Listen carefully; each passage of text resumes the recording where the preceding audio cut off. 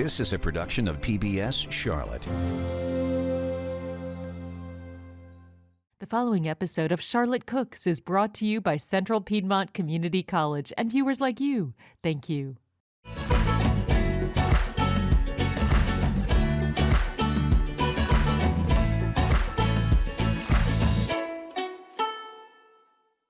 Hello there and welcome to Charlotte Cooks. I'm Chef Pamela Roberts and I'm really delighted that you're here with me today, and we're going to make a chicken dish that is irresistible. As a matter of fact, one of our regional magazines calls it Marry Me Chicken because every time you make it, it's practically guaranteed to result in a marriage proposal. Well, I wouldn't go that far, but it is a very delicious dish. It's simple to put together. So if you want to put together this dish for companies, for friends, anybody you might want to impress, this is the one you might want to turn to. It's simple, it's easy, and I've got two dishes we're going to put together today. We're going to start with chicken thighs.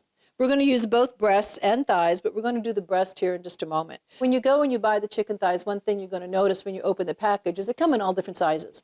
The beautiful thing about this dish is that the size isn't going to matter. If they're all the same size, hey, that's a bonus. If they're different sizes, hey, that's great. You can satisfy different appetites with that. We're going to take our chicken thighs and we're going to lay them out. All we're going to do is flip them over and we are going to open them up. When we open them up, this is going to create an area that we can put some stuffing. You can make this a main dish. You can also make it part of a small dish like we're doing today. To stuff our chicken thighs, we're going to use a really easy, simple cheese, and we're going to add some things to it. So what we'll use is our base cheese, and what I've added to this is a little seasoning. Now, our little seasoning here has got some chopped pecans in it. It has got some sesame seeds. It has got some coriander seeds and some fennel seeds.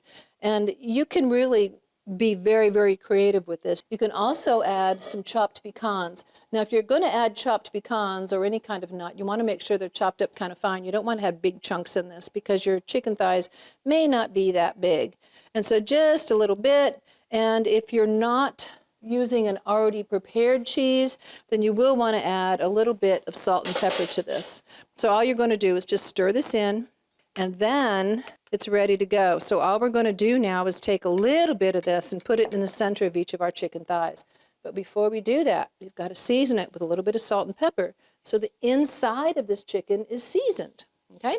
So we're going to take a couple of small spoons, and we're going to take a little spoonful of this cheese mixture. We're going to put it right here in the center, all right? Now, don't add too much because you don't need too much. The cheese will actually melty all over the inside of the chicken as it cooks. Try not to contaminate all the extra cheese you have here in case you don't need it all. If you have a smaller one, make sure that you keep your cheese amount just a little bit on the smally side. You're going to feel when you have your chicken thighs, one edge is thicker than the other. Go ahead and roll your thick side over, and this is your little oyster guy. And you want to take them and stick them right here in the center. And you're going to have a nice little roll. Just like that, okay? I'm going to take him, I'm going to roll him, bring him over, roll him over, just like that, okay? Got this little piece, don't pull it off. We're going to take it and we're going to roll it over, we're going to stick him in and roll him over just like this. And then, once again, here's our little oyster, leave him here, tuck him on the inside, roll him over, and there we go. All right, now we're ready to do a standard breading procedure. Instead of using an egg wash today, I'm going to use buttermilk. And you can, as long as you have some kind of a dairy product here, it could be egg, it can be buttermilk, it could be heavy cream, it could be plain milk, it could be canned milk, just something to wet the flour, and then we're going to use panko. But before I do that, I want to season the outside of my chicken because I've already seasoned the inside of my chicken. Some people will go ahead and season the flour, but this way I know that my chicken has got seasonings on it and I'm not depending on the seasoning in the flour to actually hit the chicken. I'm going to use a small sheet pan lined with parchment paper that I'm going to put these chickens on as I finish it. Now before I do that, I want to spray this with a little bit of pan spray. I'm also going to add a little bit of that pan spray on the top of these when I'm all done. Now here, this is how we're going to do this. Take this, I'm going to roll it in the flour. You're going to hold it together and roll it in the flour to keep this little parcel all together. Okay? I'm going to hold it, roll it into the buttermilk. Get it nice and moist. Pick it up, and then we're going to roll it into our breadcrumbs. Get it nice and covered with our breadcrumbs. And then we're going to lay them on the sheet pan, just like that. Okay? So let me go ahead and do all of these for you. If you see the oyster sticking out, just stick it back in. Make sure you cover it with some flour. That's going to help glue it into place. Roll it into the buttermilk, and then roll it into your breadcrumbs. You can use any breadcrumb you want. In fact, when I was in the store, I was noticing they have seasoned breadcrumbs. They've got brown breadcrumbs like regular Italian breadcrumbs. Panko is a Japanese breadcrumb, and we like them because they're big and they're fluffy, and they're really extra crispy, and it's really kind of fun. I love panko. It's my favorite breadcrumb. But you can also get seasoned panko breadcrumbs. So take a look at them and be creative. Now, you can also season your breadcrumbs if you want to. It's not hard to do. Just put seasonings in them. That's all. Now, before I pop these in the oven, I'm going to give them a little spray with some vegetable oil. Now, if you don't have it in a spray form, you could take it and just brush a little bit on there. But the spray is going to really, really help this get nice and golden brown. We bake it at 350 degrees for approximately 30 minutes. You want to see that the golden brown is all over. You don't want them to be pale, and you do want them to be nice and crispy. Now we're at the Marry Me Chicken part of the show. We are going to actually be using a chicken breast. And when you go to the store and buy a chicken breast, you can actually get your butcher to do this next step. We're going to cut this in half and actually get two beautiful portions out of this chicken breast. And the way we're going to do that is we're going to turn it upside down.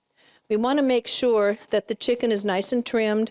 We want to take any of this bright white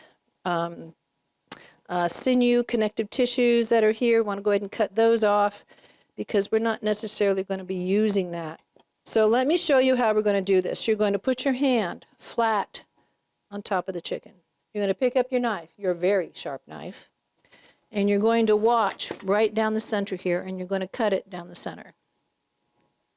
Just like this. And you can watch and you can feel this chicken breast underneath your hand, and then you're going to end up with two pieces of chicken breast that pretty much kind of look the same. You can have your butcher do this for you. If you don't want to do this, they're happy to do it for you. Just tell them that you want them cut in half, but tell them you want it cut in half this way and not this way, okay? All right, so next, we're going to get some heat underneath our saute pan. How do you know when your saute pan is hot enough? You wouldn't put your hand on it, okay? You're like, woo, no, I don't want to do that. And the reason that you want to do that is because when you put your meat into the saute pan, you want to hear it sizzle because that's what's going to give it that really pretty nice golden brown color, and that's what we're after here. In this little container here, I have a combination of olive oil and just a regular vegetable oil, and the reason I have my regular vegetable oil in here is because I want to raise the smoke point of my oil. And I'm also going to add some butter in there. So when I add the butter and the oil together, if you just put plain old butter in your pan, it's going to burn. So what I'm going to do, instead of adding plain old butter, I'm going to add a little oil to the pan and a little bit of butter. All right? And swirl it around a little bit. I'm going to save this for my sauce. I'm going to take my chicken breasts, season them, salt and pepper on both sides, put it into the pan, finish seasoning.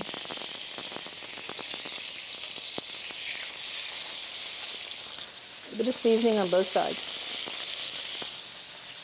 Salt, pepper.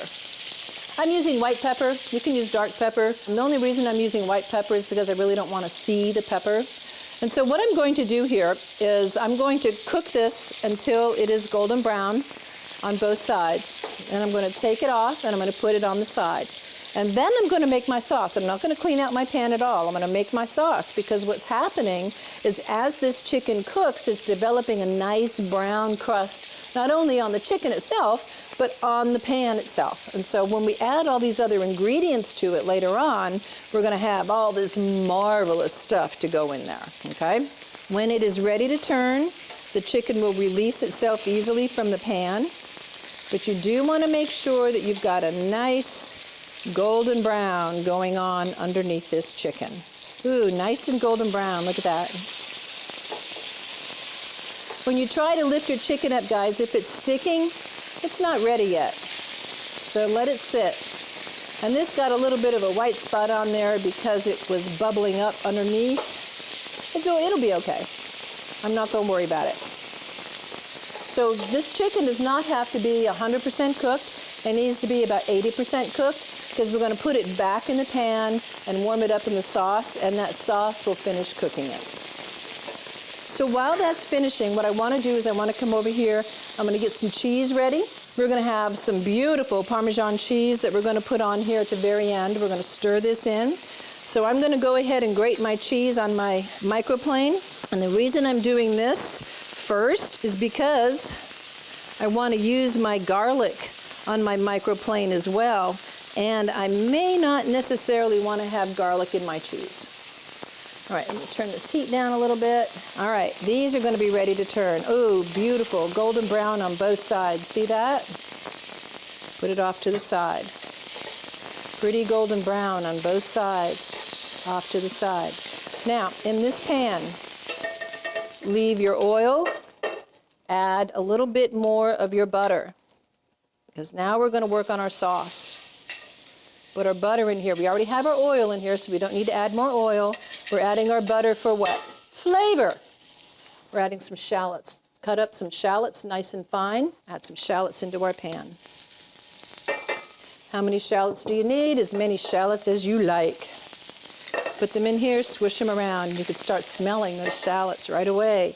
I'm going to add a little bit of dried oregano. We're going to add a little bit of dried thyme. If you wanted to use fresh thyme, you certainly could. Just drop the whole thing in there and pull the sticks out later. We're going to add a little bit of red pepper flake, and we're going to add a little bit of tomato paste. Now we're going to stir all this up. Turn your heat way down. You don't want to burn. Just want to get this mixed up. Next, we're going to grab some white wine. I'm going to come in here with some white wine, deglazed. When you're adding your wine, make sure you cover the bottom of your pan. The reason we cover the bottom of our pan is because that's going to make sure that we're going to get all of that flavor. Now that's going to take all of that beautiful flavor off the bottom of the pan, and it's going to get those nice herbs that got a little bit toasted. Stir that in a little bit.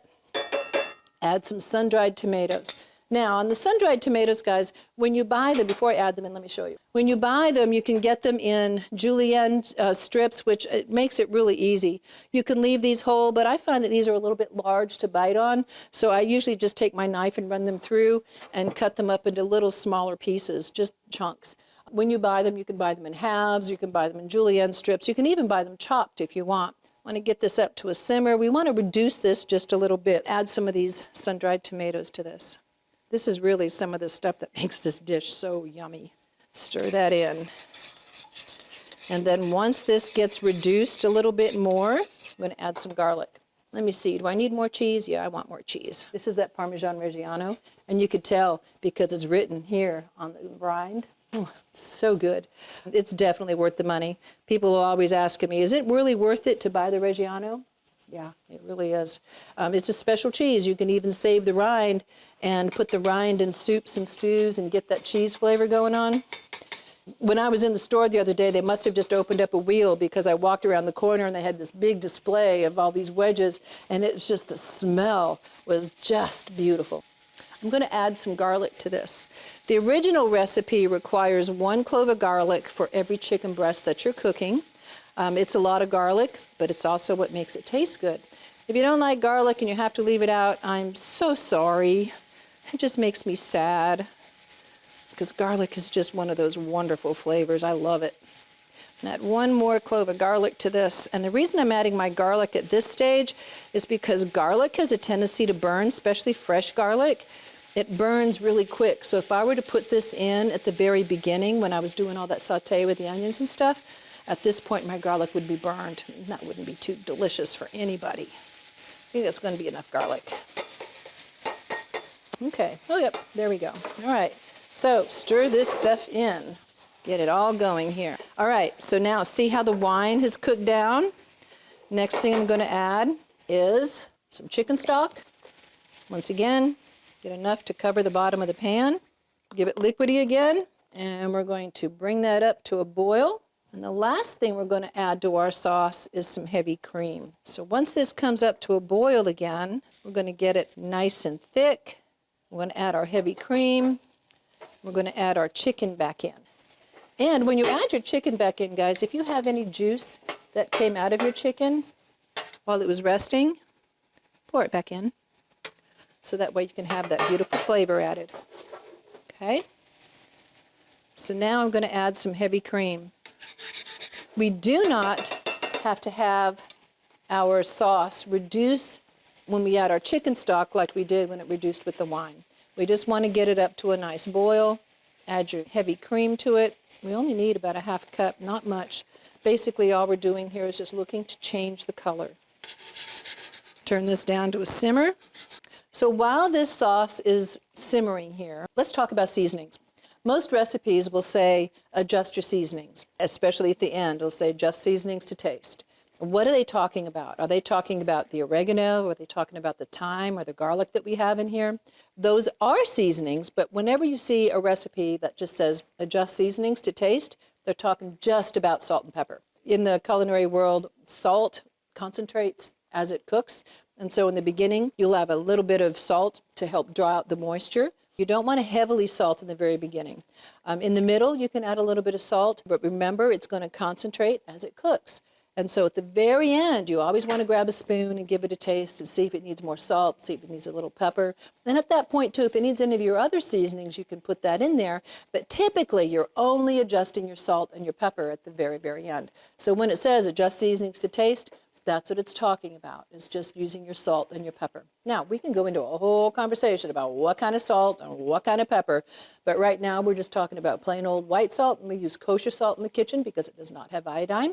Iodine's very bitter, and kosher salt doesn't have that. We use white pepper if you don't want to see it, and we use black pepper if you want to see it. So this is ready to go. This is beautiful. This looks really, really nice here. We're going to turn this way down, and now what we're going to do is we're going to bring out our chicken from the oven, and we're going to go ahead and plate.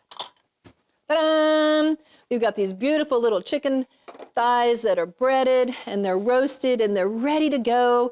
We have on our plates. Now, to round out this meal, we have baked potato. Now, when you're doing your baked potato, you can cut them in half, like in half this way instead of in half this way. So you can stand them up on your plate, you scoop it out, you can make a mashed potato and squirt it back in there. Or what I did with these is I just loosened up the potato and I put some sour cream and some seasonings in there and some chives on top. I've also got some steamed green beans here, which is where I'm going to place my beautiful little chicken thighs. And we're going to lay these directly on top of our green beans, just right on top of the green beans on both of our plates here, right? I'm going to put this one on here. He looks nice and cute. You go on top of the green beans as well. And next, what I'm going to do, because we have these gorgeous chicken breasts and we have this beautiful sauce, I'm going to take these chicken breasts out of the sauce. Oh, look at that sauce. That sauce is amazing. Take our chicken breast, lay it on our plate. The next thing we're going to do to finish our sauce, we need a little tiny bit of nice quality balsamic vinegar. I'm only going to use like a half a teaspoon, not much. I'm going to stir that in. Why am I using that? It's going to give us a nice winey vinegar acid to our sauce. And the reason we do that is because when we have the cream and the butter in here, sometimes the cream is too strong on its own, and you need a small bit of the acid to calm the creaminess down in the sauce. It just helps it be just a more pleasing taste. You know, sometimes things are just too sweet. Well, we don't want this to be too sweet. We just want this to be nice and yummy. All right, so make sure you have enough sauce on your plate that you can actually have enough to sop up your potato, and you could put some with your chicken thigh. You're going to grab a fresh basil leaf. Just lay this fresh basil leaf right on here. It's going to give you some beautiful flavor. And if you wanted to use the little leaves, you can use the little leaves. It's gorgeous, gorgeous, gorgeous with this dish. We're going to take a little bit of our Parmesan cheese, sprinkle our Parmesan cheese all over the plate. Like a little gentle snowfall, just a nice little spread of your Parmesan Reggiano cheese. All right, guys, here we go. You ready for this? Here we go. Marry me chicken. Beautiful sun-dried tomatoes, sautéed chicken breast, a stuffed chicken thigh, green beans, a stuffed baked potato. Guys, it may not get you a proposal, but it'll certainly make people very, very happy. So I hope you enjoyed this episode of Charlotte Cooks. If you have any questions, I'd be happy to answer them. Send me an email at pamela.roberts@cpcc.edu. You can watch this show and past episodes on PBS Charlotte Passport or subscribe to our YouTube channel. So thank you for watching this episode of Charlotte Cooks, and I'm so glad you were here with me today, so let me know how Marry Me Chicken works out for you.